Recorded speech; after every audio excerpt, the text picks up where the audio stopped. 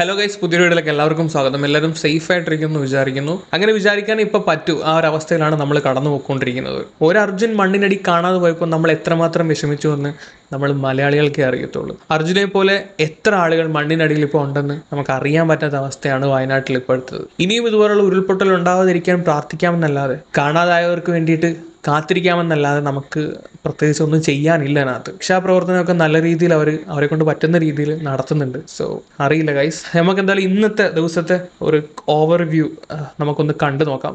So എനിക്ക് കൂടുതലൊന്നും ഈ വീഡിയോയ്ക്ക് അത് പറയാനില്ല. ഡോക്ടർ ക്രോം പുള്ളിക്കാരൻ ഇൻസ്റ്റാഗ്രാം ഹാൻഡിലിൽ കുറേ സ്റ്റോറീസ് ഇട്ടിട്ടുണ്ടായിരുന്നു ഇന്നത്തെ വെള്ളപ്പൊക്കവും കാര്യങ്ങളൊക്കെ. സോ കുറേ ഇൻഫർമേഷൻസ് അതിനകത്തുണ്ട്. നമുക്ക് ആ സ്റ്റോറീസ് എല്ലാം ഒന്ന് കണ്ടു നോക്കാം ഗൈസ്. വെള്ളപ്പൊക്കം ഉണ്ടായ ആ ഒരു സ്ഥലത്തെ ബിഫോർ എന്താ പറയുക, വയനാട് ചൂരൽമലയിലെ ഇന്നലത്തെ മുമ്പുള്ള ആ ഒരു വിഷ്വൽസ് ആണ്. ആ കണ്ട സ്കൂളൊന്നും ഇപ്പോൾ ഇല്ല, മൊത്തം പോയി. അമ്മേ, തിരിച്ചറിയാൻ പോലും പറ്റാത്ത രീതിയിൽ കംപ്ലീറ്റ് വാഷ് ഔട്ട് ആയി പോയിട്ടുണ്ട്. അതിരപ്പള്ളി വാട്ടർഫോൾസ് ആണ് ഗൈസ്. എൻ്റെ ദൈവമേ, വെള്ളത്തിൻ്റെ ഫോഴ്സ് ഇത് കാണുമ്പോൾ മനസ്സിലാവും. പാലക്കാട് ആലത്തൂർ എല്ലാം വെള്ളത്തിനടിയിലായിട്ടുണ്ട്. മേൽക്കൂരയോളം ആ ഒരു ലെവലിലോട്ട് വെള്ളം വന്നിട്ടുണ്ട്.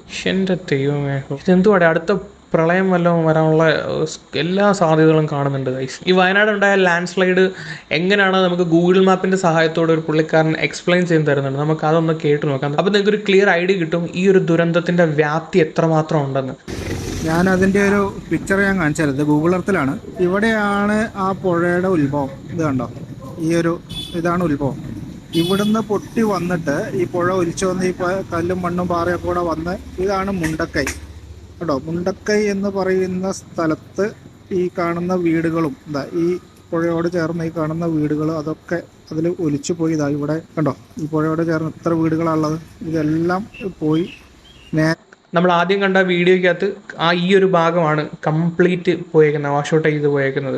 അവിടെ ഒരു സ്കൂളിൻ്റെ ഒരു കെട്ടിടം മാത്രം കണ്ട് ഇപ്പോൾ അവശേഷിക്കുന്നുണ്ട്, ബാക്കി മൊത്തം പോയിട്ടുണ്ട്. വന്ന് ഇതാണ് ഇപ്പോൾ നമ്മൾ ന്യൂസിൽ കണ്ടുകൊണ്ടിരിക്കുന്ന സ്കൂള്, ആ മരം, ഇതൊക്കെ ഇതിൽ ഈ ക്രോസ് ആയിട്ട് കാണുന്ന ഈ ബിൽഡിംഗ് മാത്രമാണ് ഇപ്പോൾ അവിടെ നിലനിൽക്കുന്നത്. ബാക്കി ഇവിടെ ഇത് മൊത്തം പോന്നു. ഈ കാണുന്നതാണ് അവിടെ ഒലിച്ചുപോയ പാലം. ആ പാലം ഈ കാണുന്ന അമ്പലം, ഇതെല്ലാം പോയി. ഇത് പോയി അവിടുന്ന് നേരെ വന്ന് ഇതുണ്ടോ പുഴ വരുന്ന വരവ് കണ്ടോ, ഇതിലേ വന്ന് ഇവിടെയാണ് സൂചിപ്പാറ വാട്ടർഫോൾസ്. ഇതുണ്ടോ, ഈ സൂചിപ്പാറ വാട്ടർഫോൾസ് അങ്ങോട്ട് ചാടിയിട്ട് നേരെ അങ്ങോട്ട് കണ്ടോ, താഴേക്ക് ആ ചാല് പോകുന്നത് കണ്ടോ. ഇതിലേ പോയി ഇവിടുന്ന് ഇങ്ങനെ പോയിട്ട് ഇത്രയും കിലോമീറ്റർ പോത്തുകല്ല് കാണുന്നുണ്ടോ, ഇതുണ്ടോ, ഇത്രയും കിലോമീറ്റർ ഒഴുകി പോയിട്ടാണ് ആ ബോഡികൾ കിട്ടിയിട്ടുള്ളതെന്ന് പറഞ്ഞാൽ അതിൻ്റെ ഒരു ദുരന്തത്തിൻ്റെ വ്യാപ്തി എന്താണ്. അത്ര ദൂരം ആണ് ബോഡി ഒഴുകി പോയിട്ടുള്ളത്. നമുക്ക് ചിന്തിക്കാൻ പോലും പറ്റാത്തത്ര ദുരന്തമാണത്. ഇത്രയും ദൂരം അത് പോയിട്ടുണ്ടെങ്കിൽ അതിൻ്റെ വാട്ടറിൻ്റെ ഫോഴ്സ് നിങ്ങളൊന്ന് ആലോചിച്ച് നോക്കിയേ എത്രമാത്രമാണെന്ന്. നമുക്കൊരു ഡാമുണ്ട് മുല്ലപ്പെരിയാർ, അത് പൊട്ടിക്കഴിഞ്ഞു കഴിഞ്ഞാൽ നമ്മളിപ്പോൾ ഈ കണ്ട പോലെ ഒന്നും ആയിരിക്കത്തില്ല. കേരളത്തിൻ്റെ ഒരു 3/4 ഭാഗം പിന്നെ കാണത്തില്ലായിരിക്കും അത് പൊട്ടിക്കഴിഞ്ഞു കഴിഞ്ഞാൽ. കംപ്ലീറ്റ് ഇതിൻ്റെ 100 ഇരട്ടി എഫക്റ്റ് ആയിരിക്കും ഗൈസ്. അപ്പോൾ പിന്നെ സഹായിക്കാനൊന്നും ആരും കാണത്തില്ല. ഇതുപോലെ എല്ലാവരും ജീവനും കൊണ്ട് ഓടുമായിരിക്കും എങ്ങോട്ടെങ്കിലും. സോ ബഹുമാനപ്പെട്ട ഗവൺമെൻറ് എന്തെങ്കിലും ചെയ്തില്ലെങ്കിൽ വലിയൊരു ആപത്താണ് നമ്മളെ കാത്തിരിക്കുന്നത്. ഇതിപ്പോൾ എല്ലാ വർഷവും ഓണം വരുന്ന പോലാണ് നമ്മുടെ നാട്ടിൽ പ്രളയവും ഇതുപോലെ ദുരന്തങ്ങളും ഉണ്ടാകുന്നത്. ഒന്നും ചെയ്യാതെ കണ്ണ് കെട്ടി പൊട്ടന്മാരെ പോലെ ഇരിക്കാനാണെങ്കിൽ എന്തിനാണ് ഞങ്ങൾ ഓട്ടൊക്കെ തന്നെ നിങ്ങളെയൊക്കെ അങ്ങോട്ട് വിടുന്നതെന്ന് മനസ്സിലാവണമെന്നില്ല. സോ ഡു സംതിങ്, കട്ടോ കുഴപ്പമില്ല, മനുഷ്യന്മാരുടെ ജീവനെങ്കിലും നിലനിർത്തുന്ന രീതിയിൽ എന്തെങ്കിലും ചെയ്തിട്ട് കക്ക്. നാളെ നിങ്ങൾക്ക് ഈ കേരളത്തിൽ നിന്ന് കക്കണമെങ്കിൽ കേരളം ബാക്കി വേണ്ടേ? സോ എന്തെങ്കിലും ചെയ്യും. ഇത് പട്ടാമ്പി ബ്രിഡ്ജ് ഇന്ന് രാവിലത്തെ അവസ്ഥയാണ് ഗൈസ്. ഇനി വൈകുന്നേരം ആയപ്പോഴത്തേക്ക് ഈ പട്ടാമ്പി ബ്രിഡ്ജിൻ്റെ അവസ്ഥ എന്താണെന്ന് ഞാനത് കാണിച്ചു തരാം. ഇതാണ് പട്ടാമ്പി ബ്രിഡ്ജിൻ്റെ വൈകുന്നേരത്തെ അവസ്ഥ. നോക്ക്, വൈകുന്നേരം ആയപ്പോഴത്തേക്ക് എത്രമാത്രം വെള്ളമായിരിക്കും ഇരച്ചു വന്നേ നോക്കി. മൂന്നാർ ഗ്യാപ്പ് റോഡാണ്, മൊത്തം മേളിൽ നിന്ന് പാറക്കല്ല് വന്ന് താപ്പോട്ട് കണ്ടുകൊണ്ടിരിക്കുകയാണ്. എപ്പോഴാണ് ബാക്കിയും കൂടെ പൊട്ടി വീഴുന്നത് പറയാൻ പറ്റത്തില്ല, ആ ഒരവസ്ഥയാണ്. അതിരപ്പള്ളി വാട്ടർഫോൾസ് കണ്ടോ, കറണ്ട് സിറ്റുവേഷൻ ഇതാണ്. അതിരപ്പള്ളി വാട്ടർഫോളിൻ്റെ വെള്ളത്തിൻ്റെയൊക്കെ ഭീകരത കാരണം ഇങ്ങോട്ട് നോക്കണം. എന്നാൽ ഇതിൻ്റെ എത്ര ഇറക്കിയൊക്കെ ആയിരിക്കും ഈ വരുന്ന ലാൻഡ് സ്ലൈഡും വെള്ളവും പാറയും എല്ലാം കൂടെ ഒലിച്ച് താപ്പോട്ട് വരുമ്പോഴത്തേക്ക്. മലപ്പുറം താനൂർ സംഭവിച്ചാണ് കഴിച്ചത്.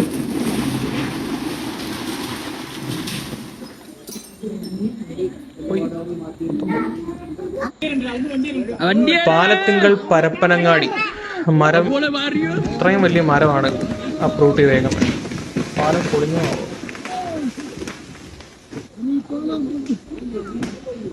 പാലം പൊളിഞ്ഞു. ലൈൻ നോക്കി ലൈൻ നോക്കി. കോഴിക്കോട് പാറക്കടവ് എന്ന് പറയുന്ന സ്ഥലത്തുള്ള ഒരു തൂക്കുപാലമാണ് അത് കാണുന്നത്.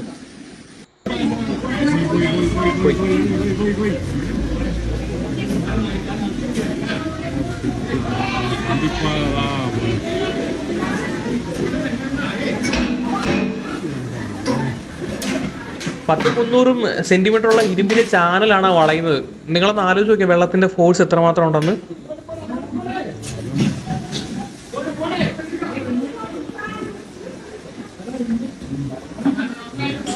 മെയിൻ റോഡാണിത്. ഇത് പാലക്കാട് നെല്ലിയാമ്പതിയിലെ മെയിൻ റോഡാണ് നിങ്ങളിപ്പോൾ കണ്ടുകൊണ്ടിരിക്കുന്നത്. ഈ പാറക്കല്ലാണ് ഇതിന്റെ കൂടെ ഒഴുകി വരുന്നത്. ഇതാണ് വീടിന്റെ മേടുന്ന ആൾക്കാരുടെ മേളിൽ വന്ന് നിന്നാൽ വല്ല എന്തെങ്കിലും ബാക്കി ഉണ്ടാവുമോ ഇങ്ങനെയൊക്കെ വന്ന് വീണ് കഴിഞ്ഞാൽ? ഇന്നലെ ആ പ്രദേശത്തിന്റെ അവസ്ഥ എന്തായിരുന്നു, ഇന്നെങ്ങനെയായിരുന്നു പ്രേക്ഷകർക്ക് കാണാം. ഒരു ഭാഗത്ത് ഇന്നലെ ആ സൈഡിലൂടെ പുഴ ഒഴുകുന്നത് പ്രേക്ഷകർക്ക് കാണാം. തൊട്ട് സമീപത്തായ സ്കൂളുണ്ട്. ആ സ്കൂളാണ് ഇപ്പോൾ തകർന്ന് തരിപ്പണമായിരിക്കുന്നത്. GVHSS വെള്ളാർമല. ഇന്നലെ അങ്ങനെയായിരുന്നു ആ സ്കൂളെങ്കിൽ ഇന്ന് നോക്കൂ, ആ പുഴ കരയിലേക്ക് അടിച്ചു കയറി, ആ സ്കൂൾ ഗ്രൗണ്ടിലേക്ക് അടിച്ചു കയറി സ്കൂളിനെ അപ്പാടെ തകർത്ത് എറിഞ്ഞിട്ടുണ്ട്. ആ ദൃശ്യങ്ങൾ ഇപ്പോൾ പ്രേക്ഷകർക്ക് കാണാം. നമ്മളിപ്പോ കണ്ട ആ സ്കൂളിന്റെ അകത്തെ അവസ്ഥ എന്താണോ നിങ്ങളൊന്ന് കണ്ടു നോക്കും. എനിക്ക് ആ ഫോൺ വിളിച്ചപ്പോൾ എടുക്കാൻ പറ്റില്ല. നമ്മൾ ചിന്തിക്കുന്നതിനേക്കായി അപ്പുറത്താണ് ഇവിടുത്തെ കാര്യങ്ങള്. TV-യിൽ കാണുന്നതൊന്നുമല്ല. TV-കാരൊന്നും അങ്ങോട്ട് വിടുന്നില്ല. ഇതാണ് ക്ലാസ് മുറിന്റെ അവസ്ഥ. അപ്പുറത്തേക്ക് അങ്ങോട്ട് 7 ക്ലാസ് മുറി ഉണ്ട്. 7 ക്ലാസ് മുറി അടിഞ്ഞു കൂടിയിട്ടുള്ളത്. ഇതിന്നാണ് ഇപ്പൊ നമുക്ക് 5-6 മയ്യത്തടക്കം കിട്ടിയിട്ടുള്ളത്. 2 കാല് കിട്ടിയിട്ടുണ്ട്. ആൾക്കാരെ ആ കാല് കിട്ടിയതിന്റെ ബോഡി കിട്ടിയില്ല ഇതുവരെ. അപ്പൊ എത്ര ആളുണ്ടെന്ന് നമുക്കൊന്നും പറയാൻ പറ്റാത്ത കണ്ടീഷനാണ് ഇവിടെ. ഓക്കെ, ഒന്നും വിളിച്ചിട്ട് എടുക്കാത്തതിന് പുള്ളി പറഞ്ഞത് കേട്ടോ, 2-3 കാല് കിട്ടിയിട്ടുണ്ട്, ബോഡി കിട്ടിയിട്ടില്ല. കേട്ടിട്ടുണ്ടല്ലോ, സത്യമായിട്ടും വിറയ്ക്കണ്, ഇട്ടല്ലി വിറയിൽ വരണേ. ഇനി വേറൊരു വീഡിയോ ഞാൻ കാണിച്ചു തരാം ഗൈസ്, നിങ്ങൾ ഇതൊന്ന് കണ്ടു നോക്ക്. ഓക്കെ, ഏതായാലും ഇത്തരത്തിൽ നിരവധി ആളുകൾ ഇവിടെ ഈ രക്ഷപ്പെട്ട് വന്നിട്ടുണ്ട് എന്നുള്ളതാണ് ഈ വാർത്താ മാധ്യമങ്ങളെടുത്താണ് പറയാനുള്ളത്. നിങ്ങൾ വാർത്ത തരുന്നതുകൊണ്ടാണ് നമ്മൾ ഈ പല കാര്യങ്ങളും അറിയുന്നത്, ശരിയാണ്. പക്ഷെ ആ ഹോസ്പിറ്റലിൽ കിടക്കുന്നത് ജീവിതകാലം മൊത്തം അധ്വാനിച്ചുണ്ടാക്കിയ സാധനങ്ങളെല്ലാം ഒരൊറ്റ ദിവസം കൊണ്ട് നഷ്ടപ്പെട്ടിട്ട് കിടക്കുന്ന ആൾക്കാരാണ്. അവർക്ക് എല്ലാവർക്കും ഒന്നും ചിലപ്പം സംസാരിക്കാൻ പറ്റണമെന്നില്ല. സോ ദൈവത്തെ ഓർത്ത് ആ ഒരു സിറ്റുവേഷൻ മനസ്സിലാക്കിയിട്ട് കുറച്ചൊന്ന് പെരുമാറാൻ പഠിക്കും. നമ്മുടെ ജീവിതത്തിൽ ഇതൊക്കെ സംഭവിക്കാത്തിടത്തോളം കാലം നമുക്കിതൊക്കെ വെറും വാർത്തകൾ മാത്രമാണ്. ഞാൻ അടക്കമുള്ള ആൾക്കാരുടെ കാര്യമാണ് ഇത് പറയുന്നത്. നമ്മുടെയൊക്കെ ലൈഫിൽ ഇങ്ങനത്തെ ഒരു അവസ്ഥ വരുമ്പോൾ മാത്രമേ അതിൻ്റെ ഡെപ്ത് എന്താണെന്ന് മനസ്സിലാവത്തുള്ളൂ.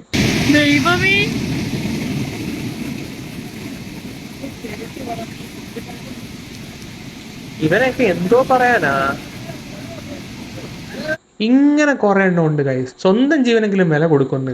നിനക്ക് ചാവണമെങ്കിൽ താല്പര്യമുണ്ട് വേറെ എവിടെയെങ്കിലും പോയി ചാവ്. നീ ഒഴുകി പോകുന്നില്ല, നിന്നെ രക്ഷിക്കാൻ വേണ്ടിയിട്ട് ഇതിന്റെ പുറമെ 3-4 പേര് വേറെ പോകണം. അത്രയും സമയം ഉണ്ടെങ്കിൽ ഏതെങ്കിലും പാവപ്പെട്ടവരെ പോയി രക്ഷിക്കാം. സോ ദൈവത്തെ ഓർത്ത് നിങ്ങൾ ഈ കണ്ടുകൊണ്ടിരിക്കുന്നവർ ആരെങ്കിലും ഒക്കെ ഉണ്ടെങ്കിൽ ഈ മാതിരി തോന്നസം കാണിക്കരുത്. ഈ ഒരു സിറ്റുവേഷൻ കാര്യം ഒരാളെ അങ്ങനെ രക്ഷിക്കാൻ ശ്രമിച്ചുകൊണ്ടിരിക്കുമ്പോൾ വെറുതെ അറിഞ്ഞുകൊണ്ട് അതിനകത്തോട്ട് പോയി ചാടാതിരിക്കുക. നമുക്കൊക്കെ പറയാനേ പറ്റത്തുള്ളൂ.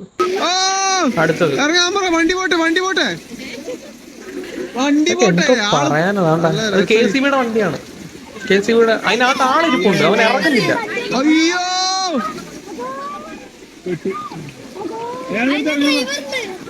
ബാക്കിയുള്ളവർ നോക്കി ഇറങ്ങി വരുന്നു.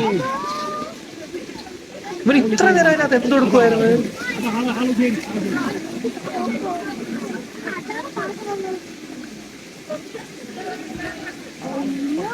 മൂപ്പരോട് ഇറങ്ങാൻ പറ. എന്താ കാണിക്കുന്നത്? മൂപ്പരോട് ഇറങ്ങാൻ പറ. ചാടാം.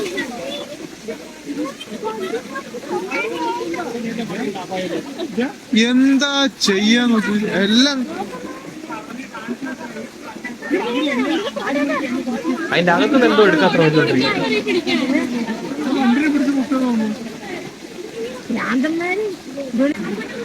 ഇതാണ് അവസ്ഥ. എത്ര കിട്ടിയാലും പഠിക്കൂല. ഇനിയെങ്കിലും ഒന്ന് വിവേകത്തോടെ ചിന്തിച്ചോളാം, അല്ലെങ്കിൽ പിന്നെ ചിന്തിക്കാൻ നിങ്ങൾ ഉണ്ടാവത്തില്ല. കേരളത്തിന് പുറത്ത് നടന്നൊരു വാർത്ത ഞാൻ കാണിച്ചു തരാം ഗൈസ്. കാര്യം ഇത് ഇവിടെ കാണിക്കാൻ കാരണം എന്താണെന്ന് വെച്ചാൽ ഇപ്പോഴത്തെ കറണ്ട് സിറ്റുവേഷൻ ഇതുപോലൊക്കെ തന്നെയാണ് നമ്മുടെ നാട്ടിലുള്ളത്. ഭീകര വെള്ളപ്പാച്ചിലിൽ വീണ് മുങ്ങിത്താഴ്ന്ന് ഒഴുകിക്കൊണ്ടിരുന്ന യുവാവിനെ മിന്നൽ വേഗത്തിൽ നീന്തി ചെന്ന് ചേർത്ത് പിടിച്ച് രക്ഷപ്പെടുത്തി രക്ഷാസംഘത്തിലെ ഉദ്യോഗസ്ഥർ.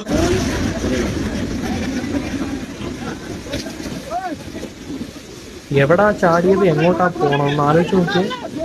ആ ലൈഫ് ജാക്കറ്റോ ഫയറോ ഒന്നും ഇല്ലെങ്കിൽ അവന്മാരങ്ങ് പോവും അതിൻ്റെ കൂടെ. എന്ത് ഫാസ്റ്റായിട്ടാണ് കൈസ് ഓടിക്കുന്നത് നോക്കിയത്. ഇത് കേരളത്തിലല്ല കേട്ടോ, ഇത് കേരളത്തിലല്ല. ഇതിന്റെ 100 ഇരട്ടിയാണ് ഇപ്പൊ കേരളത്തിൽ സംഭവിച്ചുകൊണ്ടിരിക്കുന്നത്. അത്രയും ഫോഴ്സിലാണ് വെള്ളം ഒഴുകിക്കൊണ്ടിരിക്കുന്നത്. वो बचाने गए ना, वो पकड़ के खींच लेता है।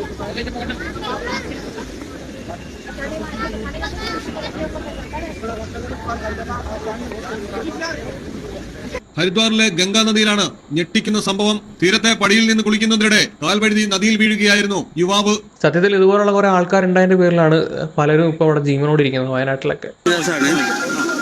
ഇപ്പോ ചൂരമല ഉള്ളത് ഇവിടെ നോക്കുമ്പോൾ ഇന്നലെ രാത്രി ഉരുളുപൊട്ടിയതാണ്.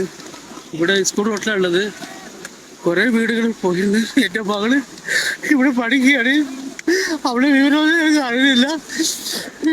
എല്ലാ രസക്കാരും എവിടെ ഉണ്ടാലും ഇവിടെ കുറെ ആൾക്കാരുണ്ട്. അതൊന്ന് കഴിച്ചിലാക്കി വിടണം. എന്റെ മോളെ വീട് എവിടെ നിന്നും അറിയില്ല. തെരഞ്ഞുകൊണ്ടിരിക്കുകയാണ്. വീട്ടില് 26 ആള് കാണാണ്ടായി. 26 പേര്. അതിൽ ഇപ്പോൾ 2 പേരെ കണ്ടെത്തി. ബാക്കി ആരും കണ്ടെത്തിയില്ല.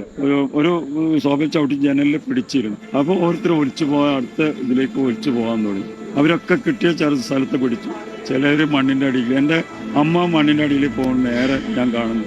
കാരണം അമ്മ എനിക്ക് ഇത് പിടിപെടാനും പറ്റില്ല. അമ്മയും അനിയത്തി ഒളിച്ചു പോകുന്നതാണ്.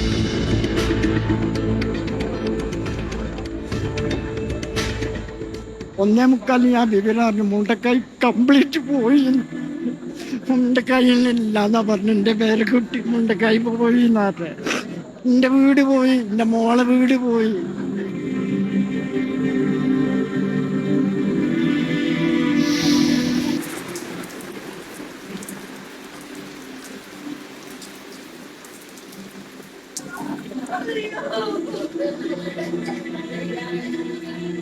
വീട് വിട്ടു പോകാൻ മനസ്സ് വന്നില്ല. അപ്പം ഞാൻ അവിടെ തന്നെ നിന്നു. 2 മണി ആയപ്പോഴത്തേക്കും എന്തോ ഒരു ശബ്ദം കേട്ട് പെട്ടെന്ന് ചാടി എണീച്ച് നോക്കുമ്പോൾ വീട് കഴുത്തിനൊപ്പം വെള്ളമായിരുന്നു. അങ്ങനെ വാർപ്പിൻ്റെ മുകളിൽ കയറിയപ്പോൾ അവിടുന്ന് വെള്ളം ഇങ്ങനെ തട്ടി കൊണ്ടുപോകുന്ന മാതിരിയായപ്പോൾ കോണിക്കൂടിൽ ഉണ്ടായിരുന്ന പൈപ്പിന്മേൽ പിടിച്ച് നിന്നു.